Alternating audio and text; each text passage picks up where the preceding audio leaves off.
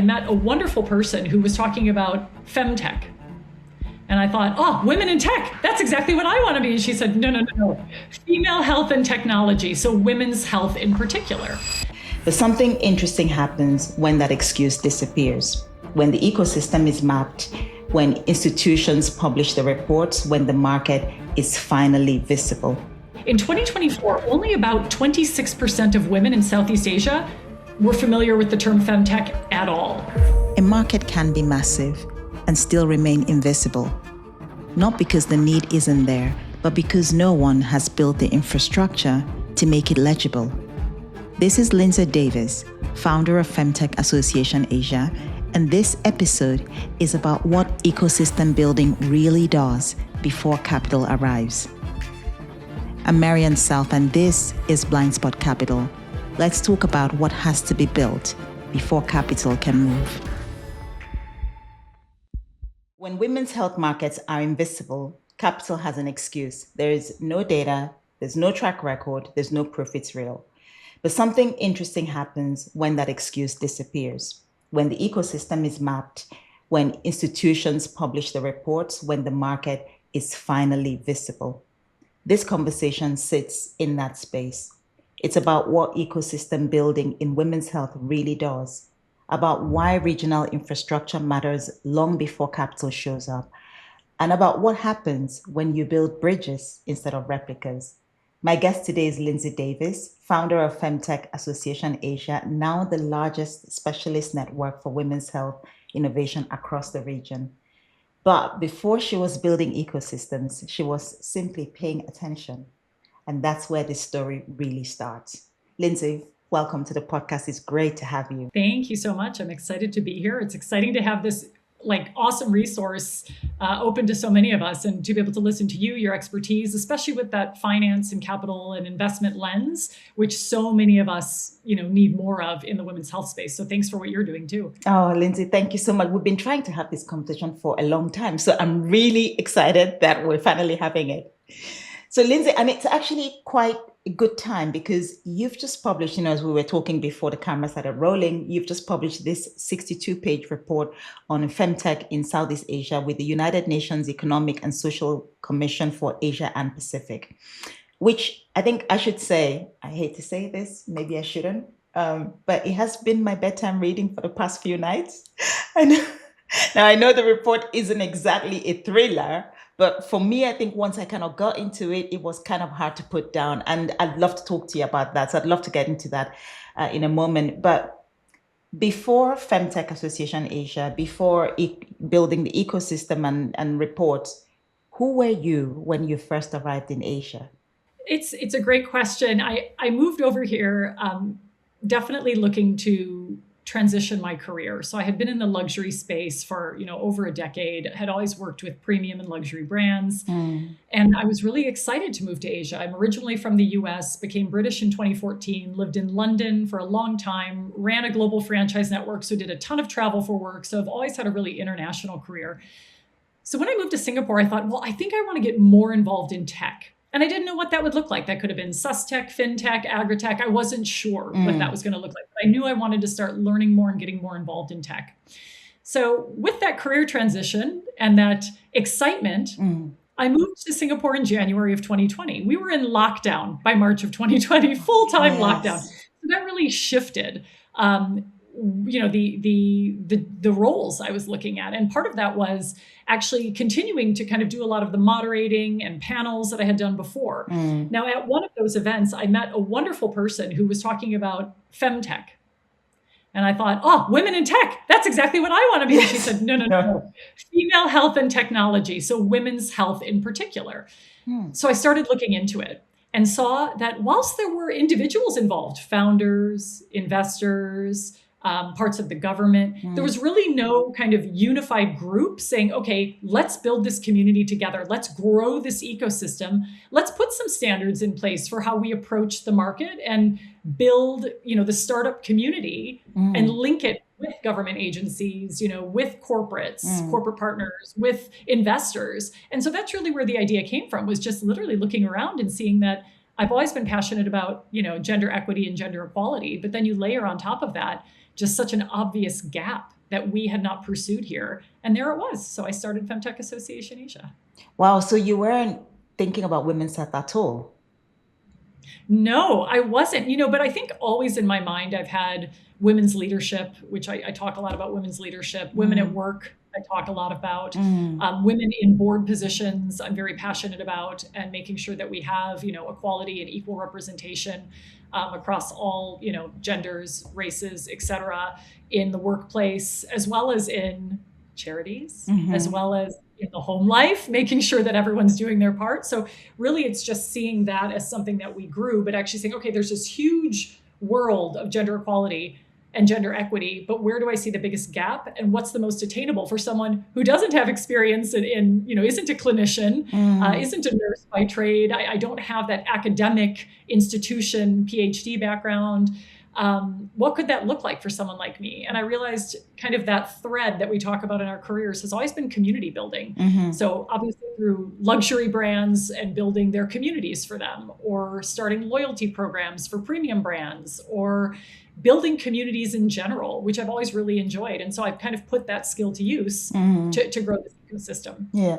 So when did you realize that building this community around women's health wasn't just something that was interesting, but something that mattered? Well, I think the first example is, again, like I mentioned, I'm not a doctor. And when I launched FemTech Association Asia, the number of people who came up to me and said, hey, I'm experiencing these symptoms. What do you think it is? And I just thought, oh my goodness, you need to go to your medical professional for that. But the fact that people were coming to me as a resource about pretty personal things, we could see there was a gap in the consumer knowledge. There was a gap that there's major market demand that no one's fulfilling. So when we look at that, we look at both the education side, but also just the gap of what's being provided. And then we layer on top of that again, back to the gender, we hear a lot of women talking about feeling dismissed by their doctors, or maybe just not being able to get to the reason they're feeling poorly, or, what's not the usual feeling for them. So it's such a personal thing. So I think women's health, I feel, was a gap because of the experience I had in talking with people, but moreover, just, it was kind of this thing that had a bit more stigma and taboo around it. And bit by bit, we're moving that forward from, kind of talking openly about, maternal care to reproductive care. Now fertility is a topic, and now we're talking about menopause. You can literally see, like, each year there's a different category that's opening wide, that's making these topics more normalized for conversation. You're based in Singapore. That's it. And when I think about Singapore, it's a global hub for healthcare, for biotech, for capital. So help me understand this. Why wasn't there already infrastructure for women's health innovation? Because you talked about building this community where we bring together, investors, founders, corporate partners. Why wasn't there already this infrastructure? It's a really great question. I think it comes back to, in Southeast Asia, reports we've run in partnership with Milu Insight shared with us that, first of all, this was as of 2024. And keep in mind, I started this in 2021. In 2024, only about 26% of women in Southeast Asia were familiar with the term femtech at all. So when we're even talking about the term, even in the industry, it wasn't recognized. And again, this term was just coined in about 2015, 2016 by the wonderful Ida Tin. So when we look at the fact that people weren't even using the term, I think it was kind of in the healthcare space, but not personalized to women. I think the second thing is we saw a lot of the founders creating these solutions because they saw the gap. They said no one's, helping people who need STI testing from home in a convenient, affordable way, these types of things. So it was very practical to start. But again, some of that taboo might have been there. So I think diving in, maybe the next point would just be time. Again, I moved here. I left my last job, moved here, didn't have a job yet. So I actually had the time to commit to launching this, because the reality is, and I say this with, now we're in our 5th year, going into our 5th year. Yes. It's a lot of time. It's a lot of effort. It takes a real commitment to be consistent. And so I think that is something that I've been fortunate to be able to, along with my community building expertise, actually have a bit of time that I could commit to it, especially in those first couple of years to build the network. Yeah. So what existed at the time when you started the association, FemTech Association Asia? What existed at the time, and maybe what didn't?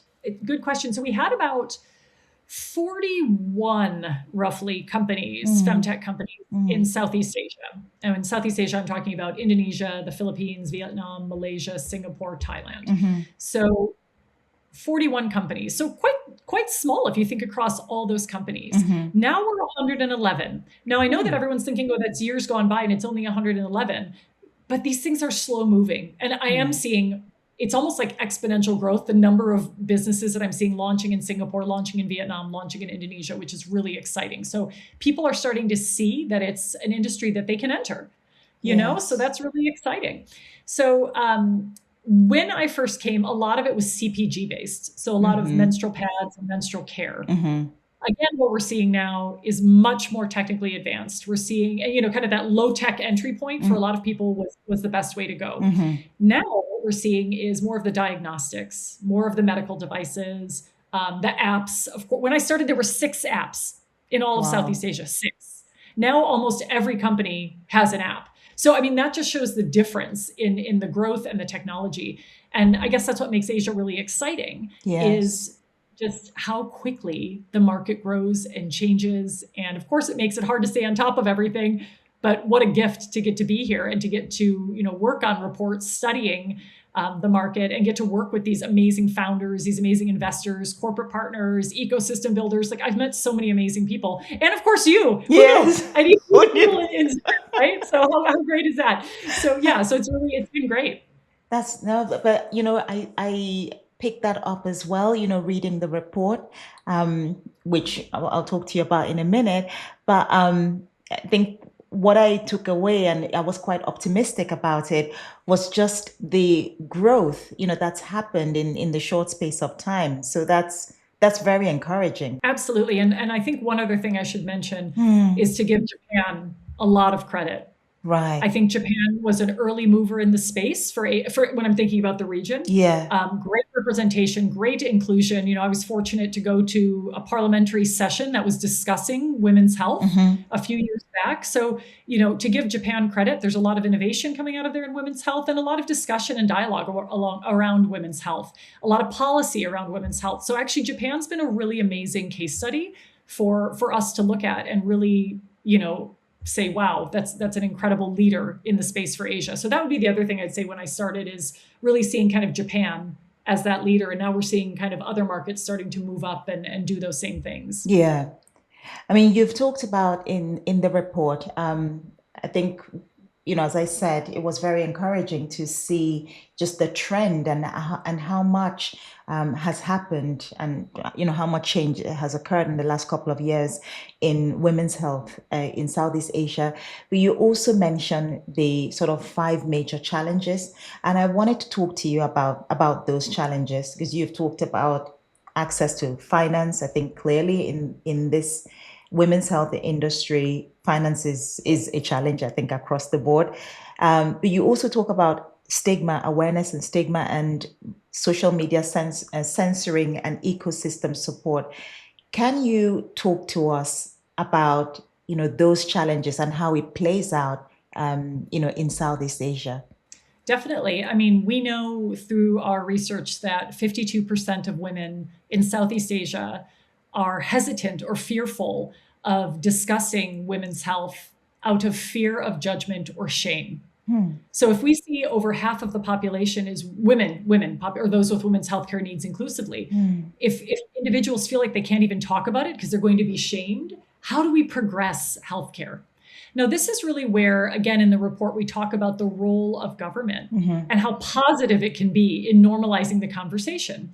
So an example that we have is the white paper out of Singapore that discussed how to basically advance women in all aspects of life, but especially looking at the workplace. And so a lot of it was discussing things like, you know, maternity leave and making sure that that's respected and making sure that women are given access to come back and training to upskill in order to make sure they're not missing out while they're away. So I think a lot of the initiatives we see is we automatically go to FemTech being underfunded, which I do agree with, by the way. There's certainly no lack of that. Yes. But we can also look at, engagement in women's health has been quite low.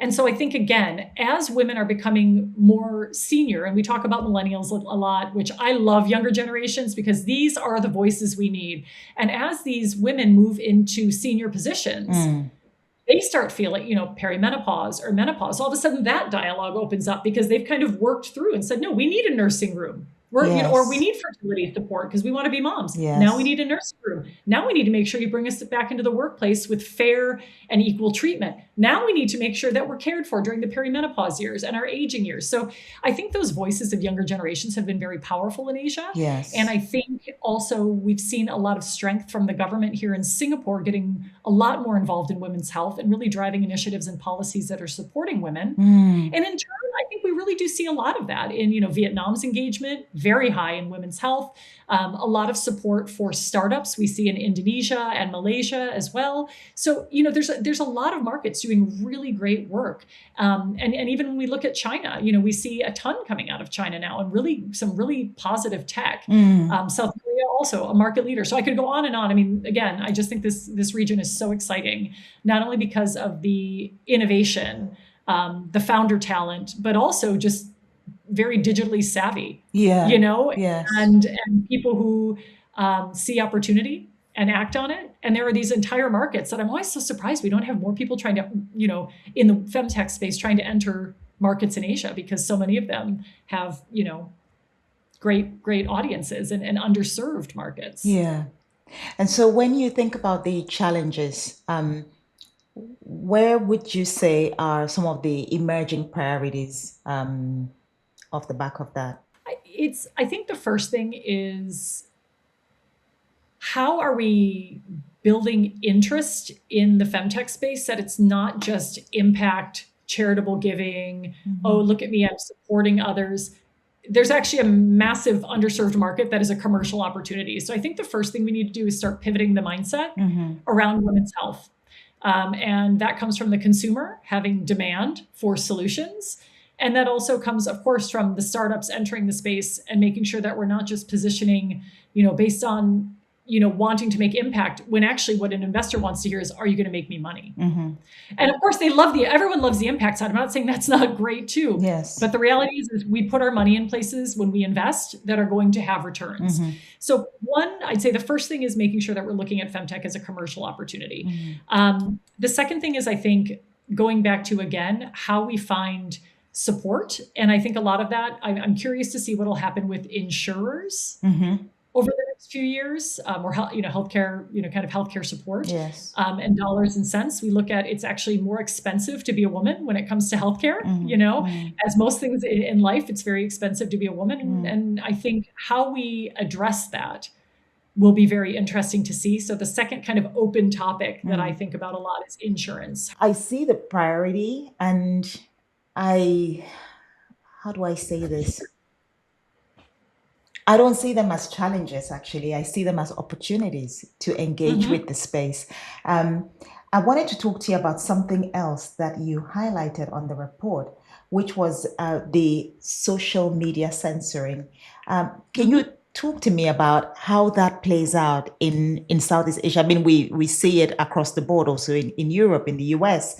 And I think recently, the Center for Intimacy Justice published a report about social media censoring. But I wanted to get how this plays out in your world as well. I mean, the reality is I think with FemTech is most markets around the world experience the same things. I would say most of the way we have limitations on social media or bans on social media or limitations on social media, all these things, I think that's pretty consistent around the world because, a lot of these policies are run off similar platforms, whether it be a Facebook or what are they, Meta now, excuse me. God, that showed my age. I'm talking about my CD collection next, my record collection. Exactly. So, I think a lot of us have this, like when it comes to online censorship or social media censorship, I think that's pretty consistent around the world. I would say where Asia differs, and this is the obvious one, is like culturally and with religion it differs. right? And these types of things.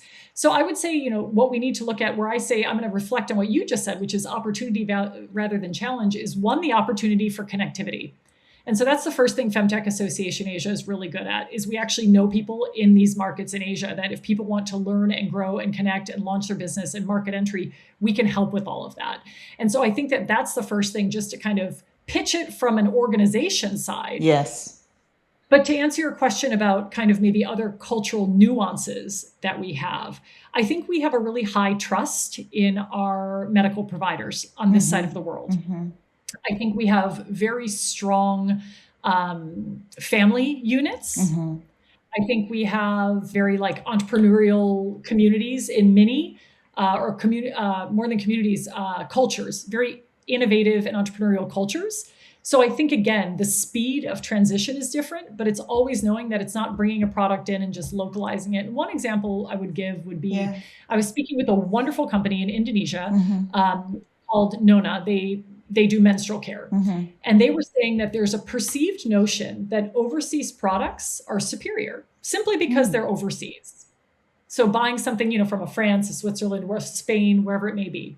However, they're entering the market saying, look at our quality of products and our price point is better. So they're actually looking at, the cost, which is the second most high demand concern of consumers in Southeast Asia, the first of which is convenience. But one, cost being competitive.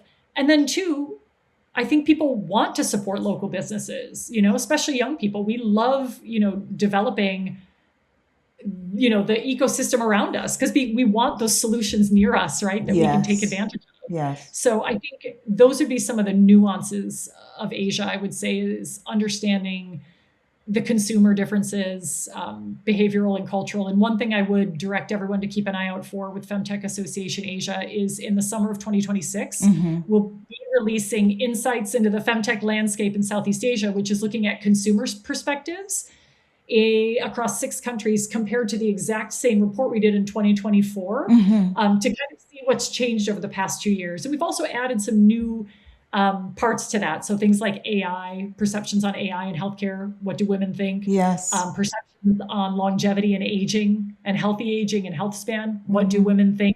So we have some insurance, which I told you I've been just going on and on about. So I'm very grateful for our research partner, Milu Insight, for donating the time. They're our pro bono partners. And they said, look, we want to build this for you guys. And so they're incredibly generous partners. And with that comes more knowledge about the consumers in the space and where the gaps are. Yes. And so I'm happy to share that report, of course, anytime with anyone. That would be fantastic. Lindsay, you've talked about, the region, and I'm very aware, because you mentioned it also as well, that you are not from the region. You're British American. You moved to Singapore in 2020, and you started building infrastructure. Did anyone ever question whether it was your place to do that? Probably me more than anyone else. Yes. I think I've never actually had that question of whether, I've literally never had that question from anyone else. I've definitely thought, how can I get more people involved who are obviously from this region, which we've done, right? I mean, we're over 160 members. We have representation in 10 countries. We launched in Bhutan in November of 2024. So we are really far reaching. So, it's exciting to see that there are all these people involved in our work. And I think the first thing is to be aware of my privilege. Obviously, there are parts like, being a woman or being an entrepreneur. But the reality is, at the end of the day, I am a white woman operating in the world. And so that comes with a privilege. And so it's recognizing that, and to say that I'm not here to represent, Asian women. I'm not here to say what Asian women think and believe. I'm here to do research and to share that, objective data. I am here to, in our organization, is here to connect people who can grow and learn from each other. And then lastly, I would say, it's my role to build visibility. So our 4 pillars of our organization are thought leadership, which I talked about with our research. Yes. Programming and events, which we do a lot of webinars or in-person events. We have another one tomorrow night. We do a lot of amplification. So it's not necessarily my job to get myself on a podcast, though I'm grateful to be here and I adore you. So this is a real pleasure for me as a friend. But moreover, I always try to bring people with me. Here are the actual people you should be speaking with in the region, not me. I'll give you the overview of the industry, but I can't tell you what it feels like to be an Indonesian woman starting a business in the fertility space, like Sastia Wardani of Avi Health in Indonesia and Singapore. So I really try to make sure that I am respectful of that line, that, and awareness. And I'm sure I've made mistakes. But I really feel that I try to be organization first, not individual first.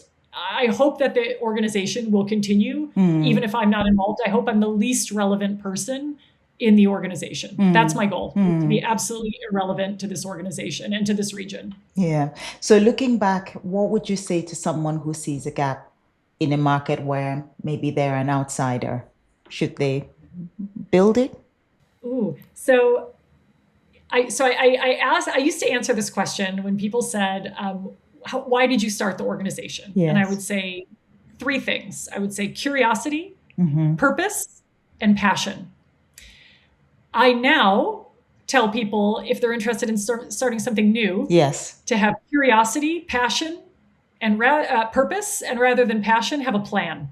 So I think the big thing is to not I launched it. I had no plan. I was like, I can't even believe we're doing research with the UN and Milu Insight, and that we're having partnerships with HSBC and Accenture and AWS. I mean, I had no idea this was going to happen, right? Yes. I had no plan. I was just like, I'm going to connect people, and then it just, in time, I learned more and it grew. But I would say the biggest thing is, rather than looking at passion, which I guess and again, this comes with experience or age, whatever you want to say. I'm less interested in passion. I'm more interested in having a plan. So Lindsay, actually talking about my work, which, I talk about the blind spot quite a bit. I want to talk about the blind spots. Because when I think about Asia as a market, and you mentioned it with Nona, talking about how consumers sort of have this perception that we prefer to buy products that are coming in from, say, France or Switzerland or wherever versus locally made. So I kind of think about, how do the challenges of founders who are working in these markets, and of course selling to consumers in those markets, how do their challenges differ from, say, Western founders? That's a very, very interesting question. I think the first thing is that there's a big burden on founders here for education. There's a really, really heavy requirement for education. Less so than not because people are uneducated, but just we haven't had this topic in the press as long as we've seen it in Western Europe and the US. Yes. So there really is a big education. People have to really put a lot of time into their content, making sure they have the right advisors for their company, really building that credibility and content and education for the consumer. And I'll give you an example of a wonderful company out of Thailand. Again, another menstrual care company. We have lots of different companies, but I just think these are such good examples of low-tech companies that see the demand from a lot of women, right? Almost all women menstruate. So it's something that is very accessible for most women. So it's a first port of call for FemTech or health as well. Yes. So Room, who runs Ira Concept out of Thailand, she's an incredible founder. She works in the space, and she said she gets so many questions about sex, pregnancy, things that aren't necessarily directly related to her solution, which are biodegradable, sustainable, high quality, incredibly functional menstrual pads. And I just think, okay, that's a great example that people don't have the resources. So a lot of the companies here that started just focusing on one topic, fertility or menopause, have quickly realized, I need to actually go bigger faster, because people are looking for me across category. So I would say that's the next thing, is that because there is so much white space in this market for anyone to enter, with very low competition still, people are actually expanding really, really quickly. So again, that goes back to your perfect point, challenge and opportunity. It's a challenge because they're like, oh gosh, I thought I was just going to do fertility. And by the way, that's not even a just. Think of all the levels of fertility, from counseling to the treatments to, all of it. And then you add on that everything from, all the way through the entire lifespan of a woman. So I think a lot of it is, one, around the education, and 2, just the requirement for rapid expansion, and making sure that's done in a way that's sustainable for the business, financially sustainable, doesn't grow too fast, is making sure that it has success across different categories entered or markets entered, all of these types of things. So, and especially in Singapore, it's such a small market, as you know, from having worked internationally. It's such a small market that it's a great MVP market. But when people want to grow, they need to look to surrounding markets that are completely different. And I remember I had a journalist ask me once, what does Asia think about? And I just thought, so I said, I can't answer that because, I'm 6'1" blonde lady, American British passport holder, US. I have no and then secondly, I mean, the difference between, China, Japan, South Korea, Singapore, Thailand, it goes on and on and on, right? It's a very diverse region. So I think that's the other thing that's of course a challenge is how do I expand across the region when they're so different regulations, different policies, different government engagement, different consumer wants, needs, and understanding. So it's a really matrixed region, but also again, very exciting because there's tons of space for market entry. Yes. And the other challenge that we touched on very briefly, which is capital.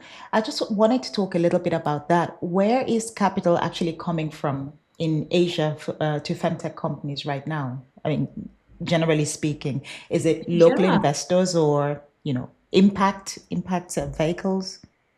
Good question. So in Southeast Asia, we know that 44% of investors in femtech in Southeast Asia are actually based in Singapore. Right. So Singapore, as you mentioned at the very top of our discussion, a business leader. Yes. We have seen that US VCs represent about 15% of femtech investment in Southeast Asia. Something unique to Singapore that I absolutely adore is the academic institution funding. So companies like EloCare, which is in the Internet of Things and supporting women with mental health wearables. Companies like HiCura, which has an AI-driven epidural. And that's, of course, for pregnancy, but also for surgery. So really a special piece. And actually, Singapore academic institutions invested in these startups. We have incubators and accelerators. We all know Y Combinator. They invested in tubeless fertility, which is a medical device for fertility. And then, of course, Antler, which is global, but Antler local, invested in Zora Health. Again, another fertility platform that has quickly grown. And now they're in the menopause space. They're in men's health even because, the fertility journey and so much of our health journeys aren't just about us. It's how we are in our surroundings, our parents, our husbands, our brothers, cousins, etc. So those are just a few of the examples. And then I should actually really acknowledge a special company that I think is going to be huge and expanding is Kindred Health out of the Philippines. They had the first publicly disclosed VC funding led by Integra Ventures in the Philippines. This company is fantastic. It is run by an amazing CEO. She is a nurse and has now opened hybrid clinics. I mean, it is one opening after another. And then you add on top of that, they have, the online support. They have, a really safe space where people can go and not feel like they're in this clinic. Rather, it's a really comfortable space where, healthcare is not intimidating. So a lot of credit to Jessica de Mesa in the Philippines and Kindred Health. So if you look ahead 3 to say 5 years from now, what would be your prediction about femtech in Asia or Southeast Asia? Predictions. Good one. First of all, let me think. I mean, Singapore, I think over the next 5 to 10 years will continue to be the leader in investment, continue to be the leader in business startups, just because it's a favorable business environment and a lot of the money is here, or coming here with VCs, et cetera. However, what I did want to say and do want to share is I think we're going to see a lot more government involvement in women's health in countries like Malaysia and Indonesia, the Philippines. We can see trends already in those markets. I think we're going to see a lot of growth out of South Korea. There's a real ramping up of startups there and founders getting more involved. And then one thing I am looking out for and I'm really interested in, and I would love to do more research on this, potentially with a friend of mine who runs Ultraviolet Agency, I hope, is looking at the frontier markets. So what I'm most curious about is isn't the markets where we've already seen the trends. It's the markets that no one's talking about yet. We look at like a Cambodia, a Laos, how is women's health being integrated into these markets? As far as the changes, I think we're going to see a lot more AI, of course, a lot more precision medicine and intelligent tracking that is going to allow more discussions between doctor and patient on a platform. So I think we'll see a lot more kind of platform-based tools coming to market as well. So there's a lot to see, but I hope that we get to talk in 5 years and we can say, oh, Lindsay was so right. Well, and we're going to do it, Lindsay. We are going to do it. Yeah. Lindsay, one last thing. I mean, we could go on, but one last thing. Building in women's health is hard. Yeah. On the hard days, what keeps you doing this? Well, I think genuinely, and this isn't just because I'm on the phone with you, the community is awesome. Like I meet amazing people. So from a selfish perspective, I love and value and really I'm so grateful for the opportunities to meet so many people and do so many amazing things that I don't think I would have done if I had stayed in the luxury space, which I still work in during the day. So there's always a day job, right, to support our work in women's health. So I'm grateful on a selfish perspective with that, and that's what keeps me going. But on a community level, which I'm most passionate about, what really does keep me going is I get so excited when I see a win. Yes. When I see, Rosalind DX, one of our companies, founded by Ella Fung and her co-founder, they were out in San Francisco at JPM. They won 3rd place in a startup competition. Like that's a win for everyone in Asia, like that really is in the whole FemTech industry in Asia, because we need that visibility.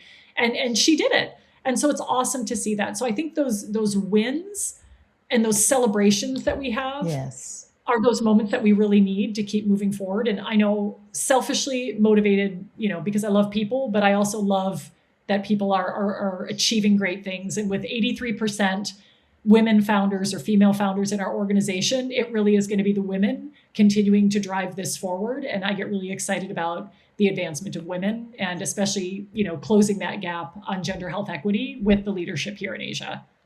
Absolutely. And I think to echo what you say about the wins, I think those wins are so important because it demonstrates, first of all, it helps us to demonstrate that women's health is no longer invisible. And it also helps us to attract more capital, more innovators coming into the space, because those wins demonstrate that there is value to be had, both financially and also from the social side. So more wins, and I love celebrating those wins, exactly as you say. Thank you so much, Lindsay. Thank you so much for being here and for this conversation. I mean, for me, I read the report, or I'm still reading the report, and there's just so much to see. And it's really exciting to see the wave of change that's happening in a number of years and to see the opportunities that lie ahead. But you've really brought it to life on this conversation. So thank you so much for taking the time to be here and to do that. And for everyone listening, I mean, if this episode made you rethink how women's health markets actually get built, or if it made you think about risk, infrastructure, and where innovation really comes from, then please share it with someone who needs to hear it. It's so important for us to get the word out, to get the message out, to create the visibility for these great founders who are, building, innovating in women's health. You can find Lindsay's work through FemTech Association Asia and her newly published report with the United Nations Economic and Social Commission for Asia and the Pacific. It's called FemTech in Southeast Asia, Unlocking Innovation in Women's Health. We'll link everything anyway in the show notes, so you'll find it there. But you can also follow Lindsay on LinkedIn. She's very active on LinkedIn, so you can find her on LinkedIn and follow her work directly. And thank you so much for joining us and for tuning into this episode. Lindsay, thank you so much for building and for being here. Thank you. Thank you. And to our listeners, thank you for being part of this community. Have a great day and see you next time.